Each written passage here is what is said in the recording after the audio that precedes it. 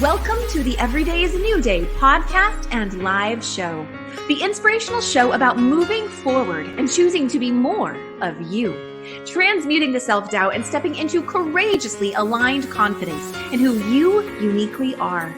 My name is Kim O'Neill. I'm a twice certified transformational confidence coach, Reiki master, best-selling author, and former crime analyst who now helps empathic, heart-centered individuals shatter the noise of self-doubt, find clarity on what self-love really looks like, and the courage to be peacefully grounded in who you've always known you are, from the inside out.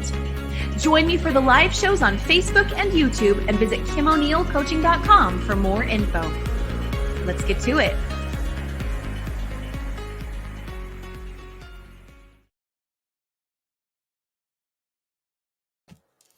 All right. Hello and welcome to another episode of the Every Day is a New Day show. Oh, like always, I'm really excited for today's conversation. But before we get into today's guest and the conversation, let's take a moment to remember that every day is a new day. And right now in this moment, you have an opportunity to choose what you choose to focus on, where you place your energy, and we can release yesterday. So let's just take a moment to shake off yesterday, which can literally mean the moment before you tuned into this conversation, or maybe it's something that's been lingering in your mind, your energy field for the last decade. Let's shake it off. Let's shake it off. Because you deserve to be present and receive this moment fully.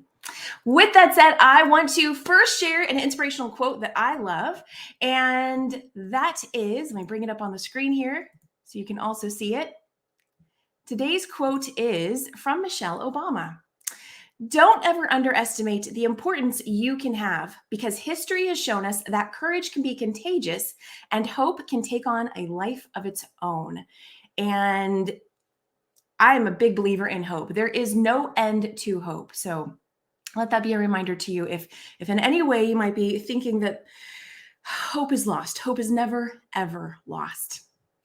With that said, I'm going to go ahead and bring up today's guest, and then I'm going to read her bio to you. So I'm going to bring her up on screen first. Say a quick hello. Welcome, Teresa de Grosbois. Hi, Kim. I love the shake it out. I was doing it with you. Oh, good. I love it. Awesome. Well, Teresa, I want to share with everyone a little bit more about who you are. So I'm just going to read your bio first, and then we'll get into our conversation. So for everyone just getting to meet Teresa de Grosbois for the first time, and I know there are many that are not, Teresa de Grosbois is the #1 international best-selling author of Mass Influence, The Habits of the Highly Influential, which has now been a bestseller in 7 countries for several years. As the founder and chair of the Evolutionary Business Council, Teresa works with people around the world wanting to create grassroots change in communities and businesses. As a 4-time best-selling author, Teresa believes that we can shift the thinking of society just by understanding how to balance the forces of money and influence to create more impact in the world. And with that, we are going to be talking today about the 3 pillars of creating change. So, Teresa, it's an honor to have you here. Oh, it's great to be here. Thanks for having me, Kim. Absolutely. Before we get into talking about the 3 pillars of change, I want to invite you to just say a few more words about how you're feeling about all that you've been creating and the influence that you've been generating in the world and helping others create that influence and being that force for change. What comes to mind for you as I just open that up? You know, I loved listening to your intro. It's such a good reminder, right? Because self-doubt is such a big part of the human condition. And I think when we feel the self-doubt and do it anyway, you know, when we give ourselves permission to be outrageous in spite of whatever inner dialogue might be coming up for us, you know, it's amazing what can get created in the world. I don't think I could have dreamed as big as what my life has become 20 years ago. Like it wasn't even in the scope of, wow, I might be able to create this huge international organization and lead a conscious community in Costa Rica. And, you know, but I think some of my mentors, some of the people that first had really big impact on me, you know, gave me permission to just lean in and lean toward what I wanted to create in the world. And I think that's the most beautiful gift you can give anyone, is just permission to pursue your dreams of making a difference in the world. I love that you said that word, permission, because I agree. I think that is so key. And I love your story. And I'm going to actually just ask you, would you share the story about how you came to developing the EBC and creating this global movement that's helping others? Yeah, well, I'd love to tell you I had, a grand plan and strategic plan in mind. Okay. EBC was actually born out of intervention, and by that I mean I had done a big event in Calgary. I'd invited a lot of the international speakers that I mastermind with. We had a lot of fun teaching all about business mastery and word of mouth marketing. And as a treat, I took all the speakers up to the mountains for the weekend, rented a few condos in Canmore, just because I thought, oh, it'd just be so fun to hang out with these people and be able to just really connect with them on a deeper level. And so the night after the event ended, we're all sitting around with a glass of wine, cup of tea, whatever, and out of my mouth pops, someday when I'm influential enough, I'd love to create a big organization of influencers that really help each other, that really are a force for creating change in the world. And to a person, everyone in the room started laughing, like really laughing. And I'm like, what's going on? I just articulated my dream and you're all laughing at me. Like, what? Like, what's happening here? And Daniel Gutierrez looks at me. And of course, he's one of the top Latino speakers in the world, but he turns to me with a big grin on his face. And he says, Teresa, you were just on stage 5 hours ago telling people to notice when you say someday I will, and giving them permission to take action today on their dreams. And then Jennifer Huff turns to me and she says, so when are you going to do that, Teresa? And it was just like, there was so much love surrounding me in that room that it became the moment the EBC was born. And those 6 people that were in that room with me actually became the first board of directors for the EBC. And we spent the rest of that weekend just dreaming and visioning what the EBC could become. It was really quite magical. And, since then, the EBC's taken on a life of its own. It's just become an amazing community of thought leaders and emerging thought leaders and people that are just really committed to creating change in the world, that believe that a small group of dedicated individuals can really create change in the world, because as the Margaret Mead quote, indeed, that's the only thing that ever has. I love that story. I've heard that story before, and it has literally stuck with me, because I feel like I'm a little more conscientious too of when I'm saying the word someday or sometimes, or those kinds of things. It's like, wait a second, Kim, you're a person too. You can do that. And did you, after they called you out on that and, you all had a good laugh, was there any part of you that said, well, wait, am I really sure? Or do I really want to do this? Did you have any moment like that? Constantly, and like, I love the research around inner dialogue that's coming out right now, right? Because a lot of research is now showing that we invent our biggest self-limiting beliefs usually around the age of 2, when we're first learning language. So in those very first failures in life, we'll tell ourselves things to make the failures make sense.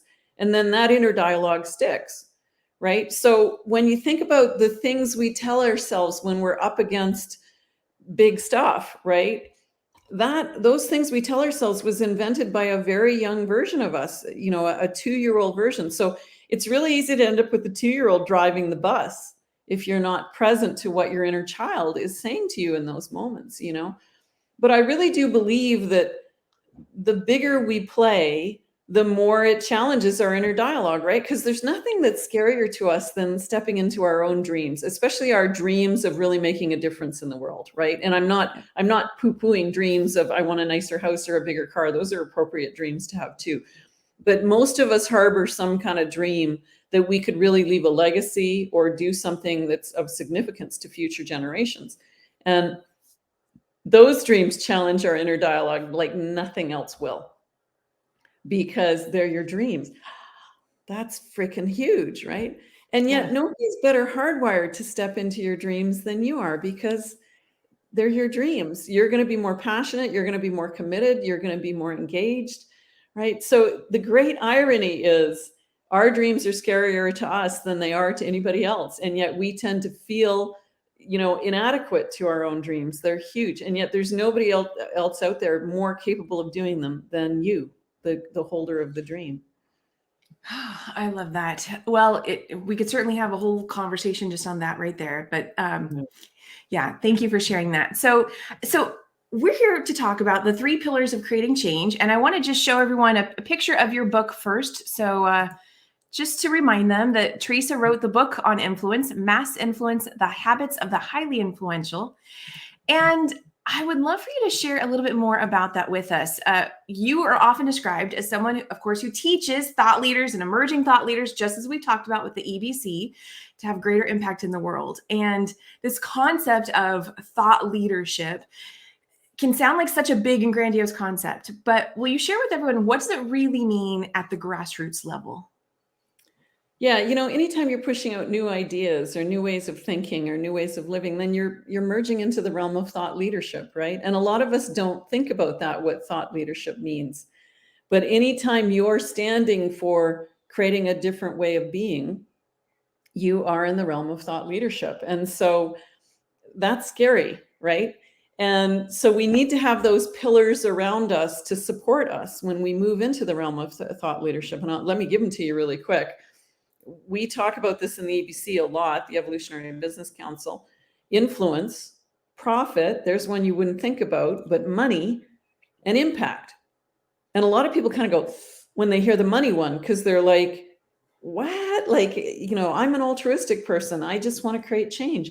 But the reality is money is a major force on this planet. Money without influence is not super powerful, but influence without money is not super powerful. And when you get the two playing together powerfully, impact happens from the actions that result. So it's really powerful to look at those 3 in tandem. I love that you have infused money into it, because I have a friend who talks about, oh goodness, what is the phrase she's using? My point is, I feel like we're in this time of money, something I've had to work on too, and feel like we're in this time of flipping that switch on how everyone perceives money. And what I was trying to get at, again, I don't remember my friend's phrase, but she says something about clean money or whatever. And I feel like having an organization such as the Evolutionary Business Council bring money into the conversation and emphasize it and pair it up with altruism and being a good force for change in the world and bringing money alongside, that's helping to have that flow of we're clearing out all the the 2-year-old beliefs that told us anything different. And so I love that personally. Yeah. And I say that humbly, right? Because I've struggled with my own money beliefs. Not that I have poverty consciousness, but I was financially free at a fairly young age. So I stepped into, I just want to make my life all about impact, right? And excuse me, in my earlier iteration of my business, I was just all about teaching influence. I was teaching courses like how to become a best-selling author, and then the EBC came along. And it was kind of like this grand experiment I started, right? Let me create this Evolutionary Business Council, and it will be all about generating influence for the sake of change, right? And in essence, I took what most people would consider like a marketing funnel, right? Like normally you have low cost or free stuff, and it moves into higher impact, higher cost stuff, and then your really advanced stuff's at the bottom.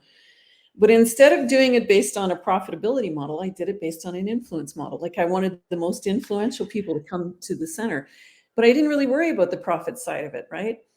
And it worked so well.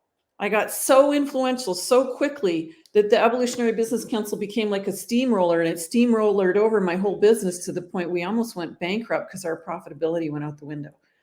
And I was just wow. Oh, what did I do?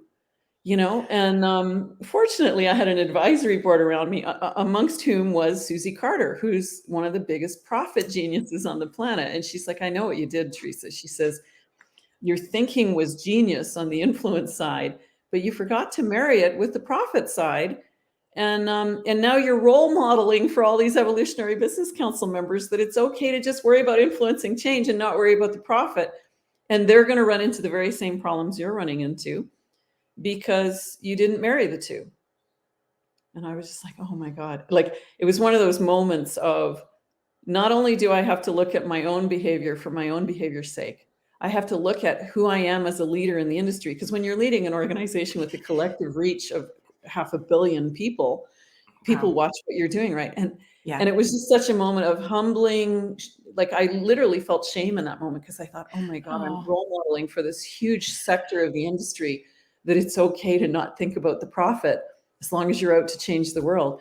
And I realized what I was doing to so many businesses was so unfair. And so the good news is we actually convinced Susie Carter to come on as a partner in the Evolutionary Business Council. She's actually been correcting the course corrections. So now there's three wow. of us, Pam Bain, myself, and Susie Carter. And we realized we can't have an organization about creating change founded on a single pillar, influence, because influence alone cannot create impact. There needs to be something we refer to in the Evolutionary Business Council as mobilization. This is a distinction we've created in our own organization. Okay. It's the point at which people take action, right? Because you can influence people to different insights, to different ways of thinking, but if they don't take action on it, then there will be no impact in their lives, right? And we all know this, right? Like, there'd be no problem with smoking or things like that, or obesity in the world if insight was enough to create change. Until people take action on what they know, change just doesn't happen, right? And what we realized is that point of mobilization where people take action is actually the point where people pull out their credit card and make a purchase. There's something to think about, right? And if Yeah. it's the point at which they make a purchase, then you have to think about, until you're thinking about the business model that you operate under and how it plays with your influence, the impact actually isn't happening on people's lives, right? So we shifted Yeah. our whole model and our whole way of thinking in the Evolutionary Business Council. And as a result, the results people in the organization are way more powerful. And it's really phenomenal watching what's happening now. That's awesome. Well, I've been fortunate enough to be on many of the EBC's calls in the past, and I just want to say I never had any thoughts that things weren't amazing as they are, but that is and so I just want you to know that because you mentioned some shame there, but that's awesome to hear how you guys have elevated things even more to the next level for everyone. So let's talk a little bit more about that profit piece and spiritual principles. What are your thoughts about how those go together? A lot of people don't think that they come together. And I totally see how they can, but will you just kind of talk about those pieces? Yeah, because I am a deeply spiritual person. I really do believe that there is a higher consciousness in the world, and we really step into not only our purpose in life, but we step into our joy when we get into alignment with our higher purpose. And a lot of us have just got a lot of weird beliefs mixed up in money. Like I love Doria Cordova's programs, Money and You, around this, because she really helps you like just tear down all those beliefs, And it's because we've grown up with so much dialogue around, money is the root of all evil, which in fact, the Bible never said that. The love of money is the root of all evil, right? And when we start to realize money is just a tool, just like influence is a tool, right?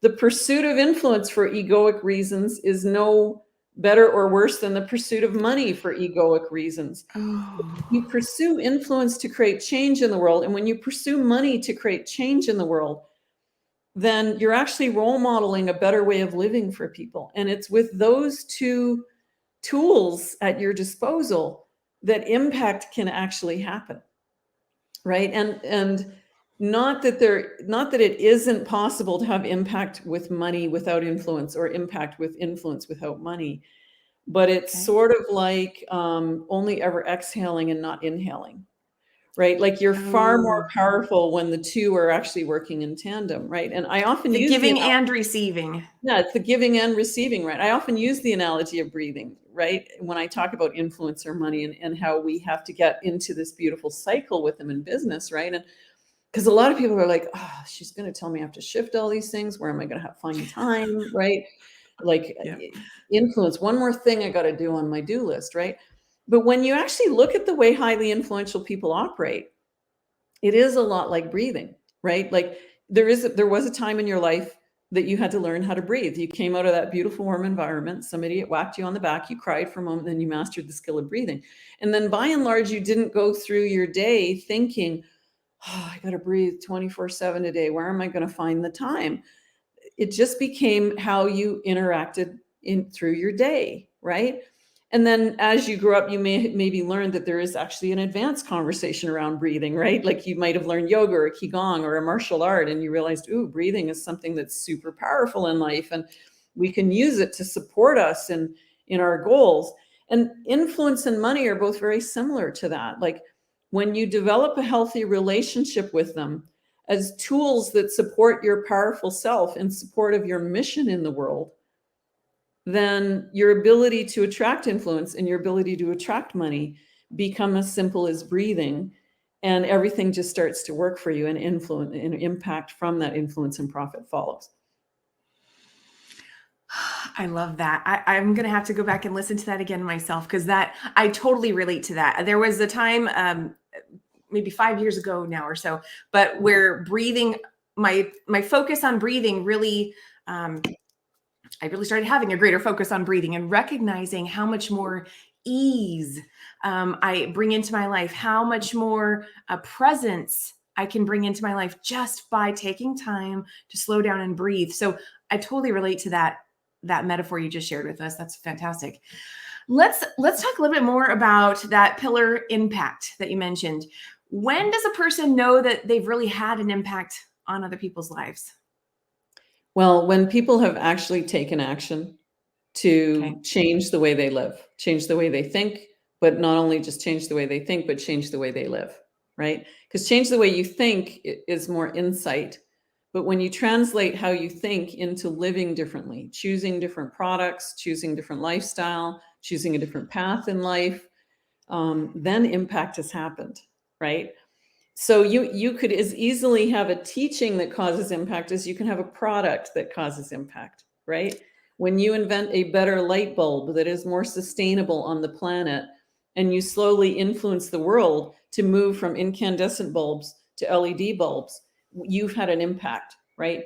But there was an action that had to change in between that.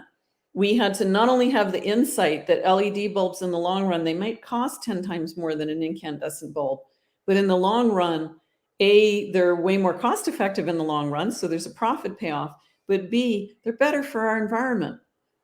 And this is the world I want to leave to my grandkids, right? Yeah. So whether or not you're teaching transformational principles and you're a coach or a health expert or whatever, or whether or not you're just developing better products that shift the way people live, you've had impact when the behavior actually changes and people actually start living and making different decisions, especially their buying decisions, because people vote at the cash register.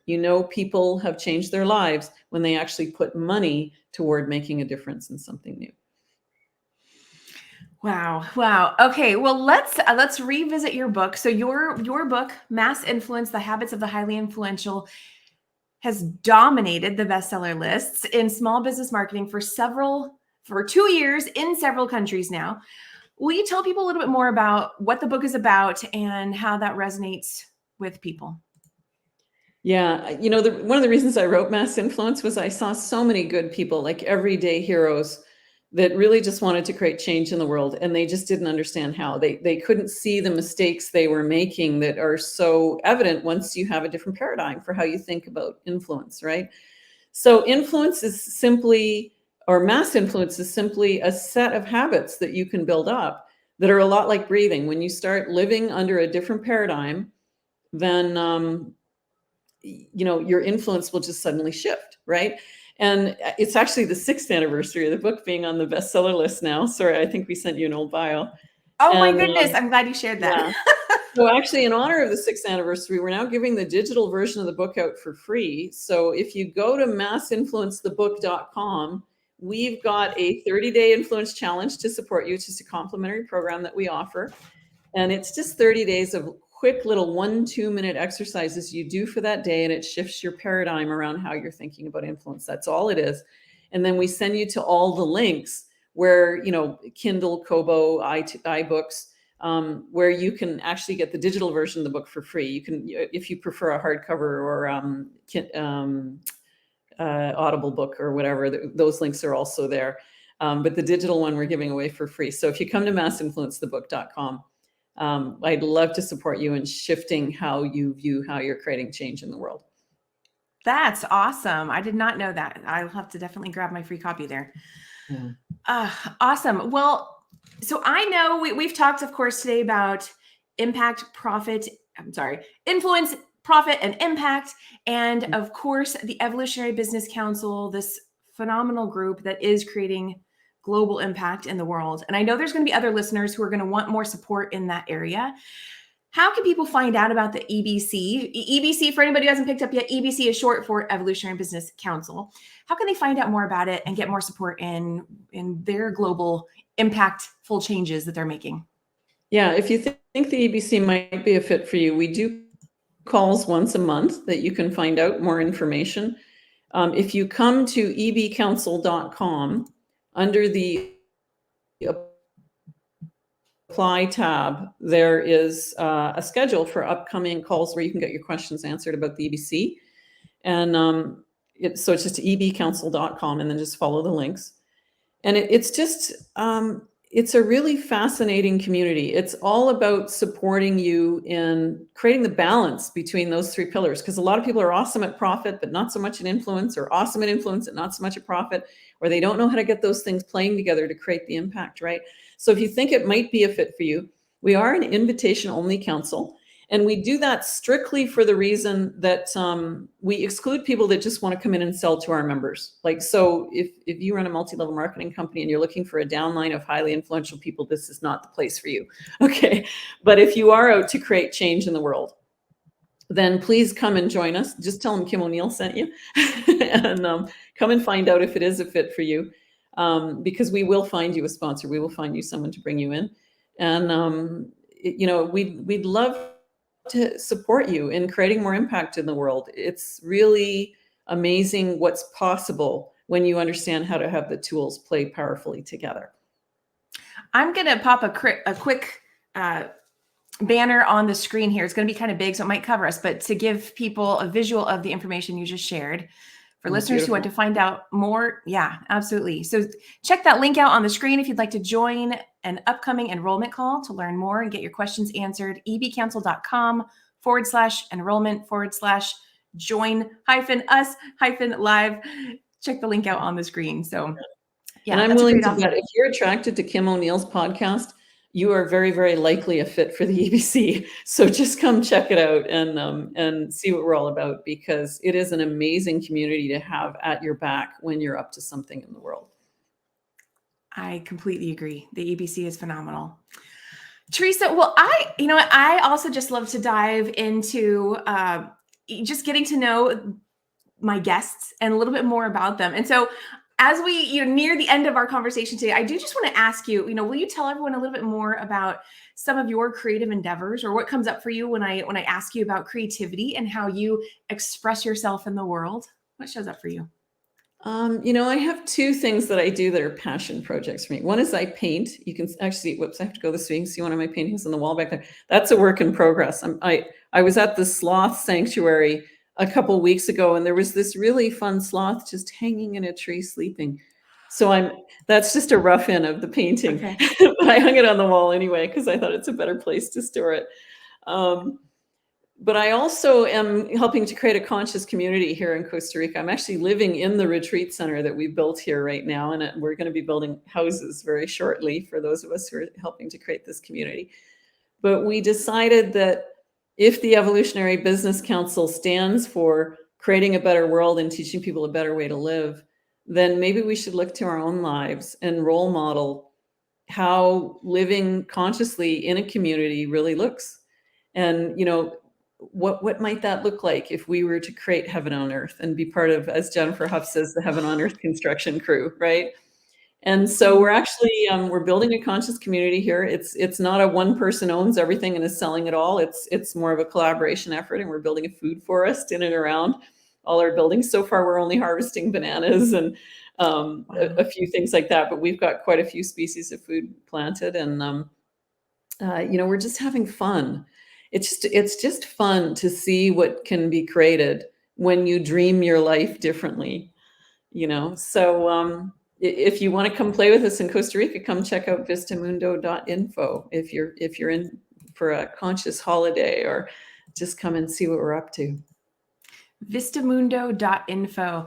Yeah, I remember when I first heard that you guys were in Costa Rica, I was like, oh, okay, they're visiting, they're just traveling, And then it was like, what? They're actually creating a conscious community. They're growing this thing that sounds really huge and big. And I think that's a fantastic way to model exactly what you just described and what the EBC does. So that's hugely inspirational.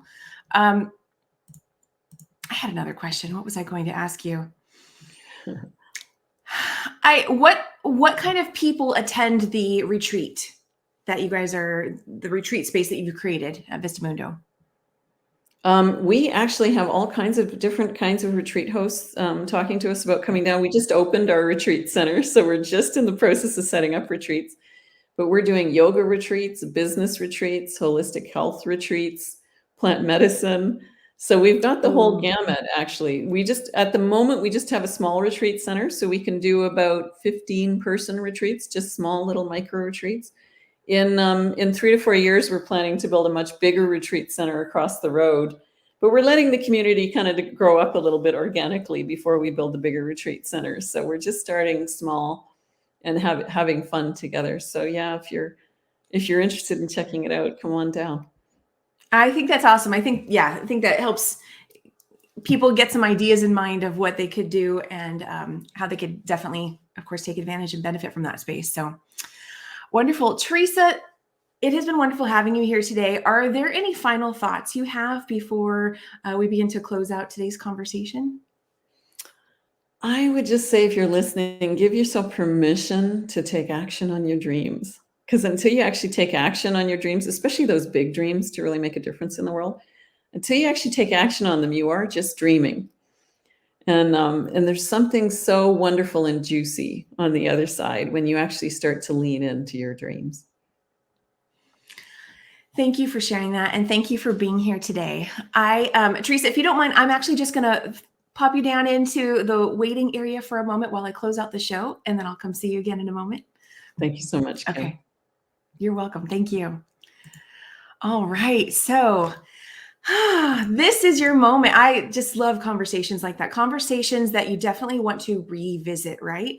And so this is a moment now for you to check in with yourself and self-reflect and ask yourself, what am I really taking away from this conversation?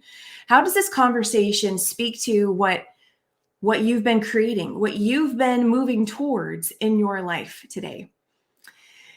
Ask yourself those questions. And you know what? If a lot comes up for you and you're like, there's too much right now, perfect opportunity to journal that out. Maybe you come up with a new affirmation for yourself, something that like, you know what?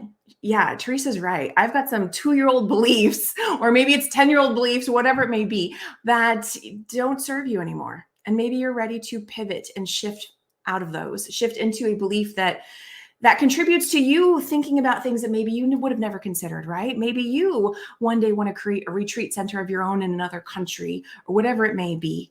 Have you considered the possibility of you creating global change, right? Going beyond your community. I think contributing to change in the world on any scale is outstanding. And you may find yourself wanting to up-level that and take it to the next level, reach more people, new people, whatever it may be.